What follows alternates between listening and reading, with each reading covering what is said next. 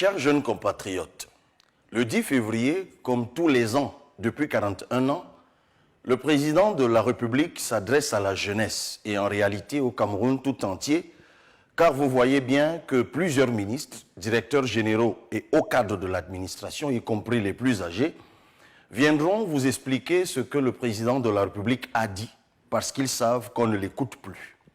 Il déroulera le même éventail de promesses non tenues depuis 30, 20 ou 5 ans. Il parlera, peut-être sincèrement, mais la réalité est qu'il ne fera ensuite rien. Personne ne mettra en application ce qu'il va vous promettre et ce qu'il vous dira qu'il a réalisé, allez vérifier et vous verrez que rien ou presque n'a été fait.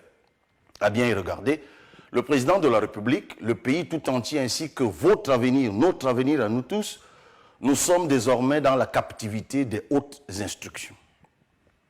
Avec la hausse du prix du carburant, préparez-vous, car les prochains jours vont être catastrophiques, très durs. Il vous sera encore plus difficile d'aller à l'école. Enseignants et infirmiers connaîtront des moments encore plus pénibles. Et pour ceux qui doivent vaquer à leurs petites activités en ville comme en campagne, ce sera bienvenu en enfer. C'est quoi être aujourd'hui jeune au Cameroun? Être jeune au Cameroun aujourd'hui, c'est être confronté à la baisse de la qualité de l'éducation à cause des enseignants démotivés qui crient leur souffrance, des programmes scolaires inachevés, des salles de classe délabrées ou simplement en plein air, comme dans certains villages du nord ou de l'extrême nord, des universités au standing moyenâgeux. Être jeune au Cameroun aujourd'hui, c'est avoir comme travail les petits métiers de l'informel, quel que soit le diplôme et la formation. Les plus chanceux sont conducteurs de mototaxi et les plus égarés sont membres d'un gang de bandits. Ceux qui tentent le petit commerce sont torturés par les impôts ou traqués par les Awara. Des Awara sans pitié, pire, si on vous soupçonne d'être de l'opposition. Être jeune au Cameroun aujourd'hui, c'est juste avoir envie de partir. Car même si vous vous donnez à fond, votre effort et votre compétence sont récompensés par l'indifférence et l'iniquité. À cause des frustrations, le Canada comptera bientôt plus de jeunes Camerounais que notre terre natale. Être jeune femme au Cameroun aujourd'hui, c'est être exposé au féminicide, aux violences physiques et sexuelles, mais surtout à l'impunité des auteurs. Être jeune au Cameroun aujourd'hui, c'est subir le coût élevé de la vie, l'absence d'électricité et d'eau potable, avoir un Internet pourri, mais cher. Être jeune au Cameroun aujourd'hui, c'est être privé de voix, de choix, de droits. On vous empêche de vous exprimer, de vous organiser, de vous mobiliser. Le pouvoir intimide, réprime, emprisonne et vous considère comme une menace, un ennemi, un criminel. Chers jeunes compatriotes, les auteurs de tout ceci sont des personnes du 3e et du 4e âge, des dirigeants fatigués, malades, très souvent hospitalisés, qui s'accrochent au pouvoir et aux privilèges. Népotisme, banditisme économique et d'État et autres détournements massifs sont leurs sports favoris. Si dire que le pays est paralysé peut sembler excessif, que parler d'immobilisme peut sonner plus juste, la réalité est que nous sommes même déjà en train de régresser.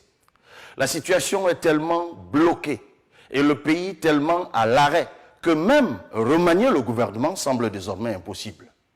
Commençons par des choses simples.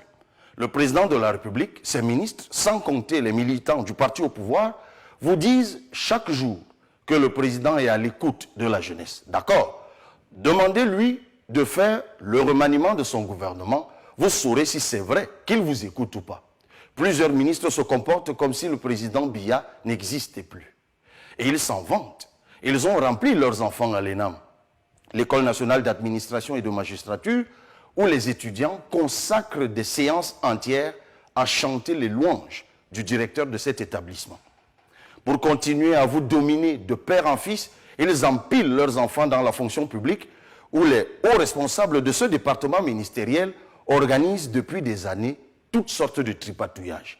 Il y a quelques années, ils ont couvert le détournement de plus de 15 milliards de francs dans le cadre du projet CJPES 2, un dispositif qui était censé mieux gérer les personnels de l'État. Le principal auteur de ce pillage des ressources de l'État a plutôt été promu dans la haute administration.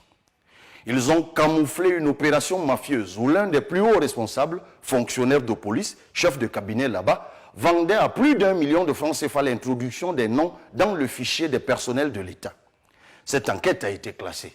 Il y a environ 2 ans, les mêmes malfaiteurs, en complicité avec d'autres grands décideurs de la présidence de la République, ont injecté dans la fonction publique au faux prétexte que c'était des anciens personnels de la présidence de la République, près de 10 000 personnes, principalement ressortissants de leur propre village. Chers jeunes compatriotes, chers Camerounais, plus récemment, pour le concours des instituteurs, c'est la vente de faux certificats médicaux par un délégué régional du ministère de la fonction publique qui est en train d'être noyé. Ces gens camouflent toute cette truanderie en vendant la trouvaille de la réduction du temps de traitement des dossiers des personnels de la fonction publique. On ne se contentera pas de ce maquillage. Les jeunes méritent une meilleure justice sociale.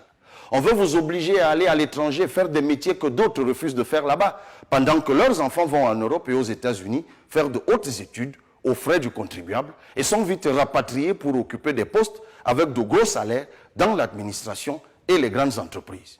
Pendant ce temps, l'éducation nationale est laissée à l'abandon et l'université camerounaise, où les recteurs refusent d'aller à la retraite, est délabrée et inaccessible pour la majorité d'entre vous. Tout le monde n'ira pas au Canada. Les jeunes Camerounais ne sont pas destinés à mourir dans le désert ou la mer à la recherche d'une meilleure vie.